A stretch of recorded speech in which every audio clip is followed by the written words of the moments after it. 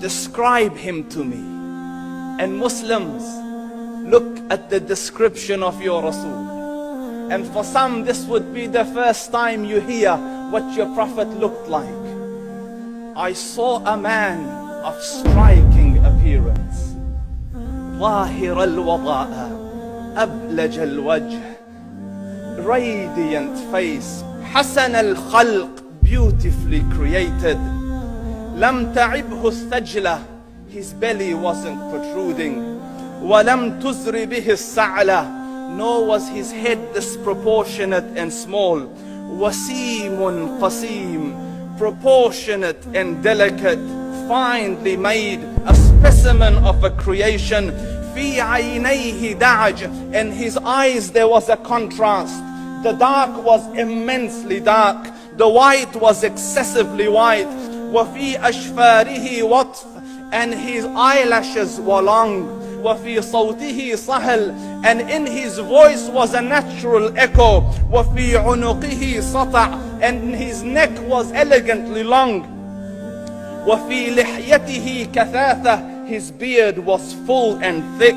أزج أقرن, his eyebrows were arched, but they were not joined, it was separated. In Samat فعليه الوقار, when he was silent, dignity covered him. وإن تكلم سماه وعلاه البهاء, and when he spoke, it was audible and clear, almost commanding and overtaking.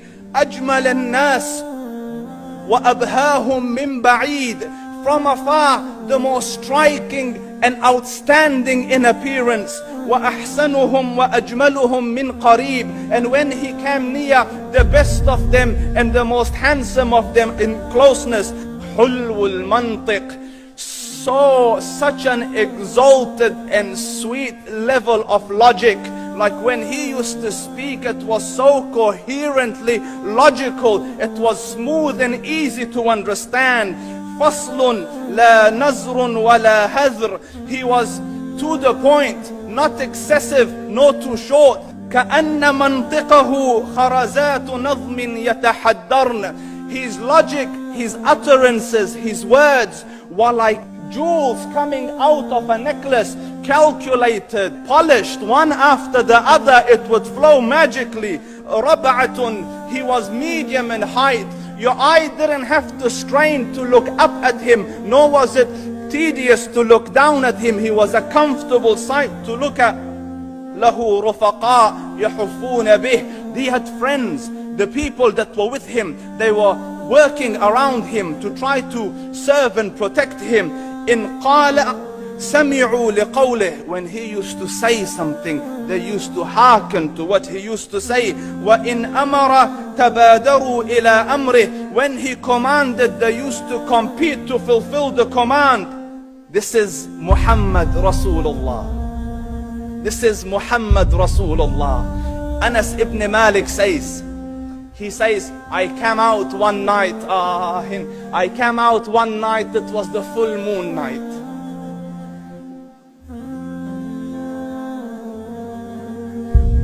And I looked at the moon, and in the desert, understand, the moon is an awesome sight.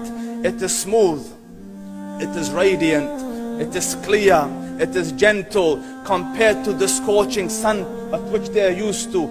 So the moon was the epitome of beauty. So he says, I came out at a full moon night and I looked at the moon and I saw it beautiful, handsome. So I said, let me go see if the moon is more handsome or my Prophet is more handsome. Let me see if that is more beautiful or the Prophet is more beautiful. So I went and I saw him standing afar.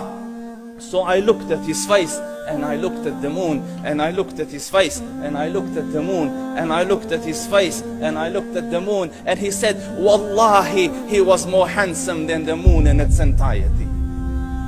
That is just the look of your Rasul. Aisha radiyallahu anha says, I was sewing with the needle. My needle dropped in the dark. I couldn't find it. I said, Ya Rasul, I can't find it. He moved his face close, and I swear, out of the radiance of his face, I found my needle.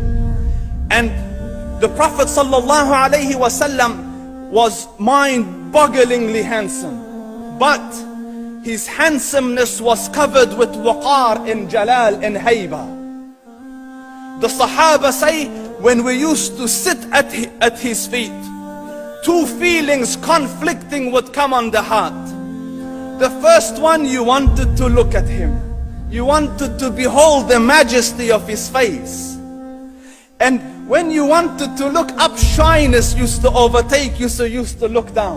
Amr ibn al-As says, I sat with him many times, but if you ask me to describe his face, I can't describe it. I wouldn't be able to look up to him ijlalan wa ta'zeeman. I couldn't look up at him.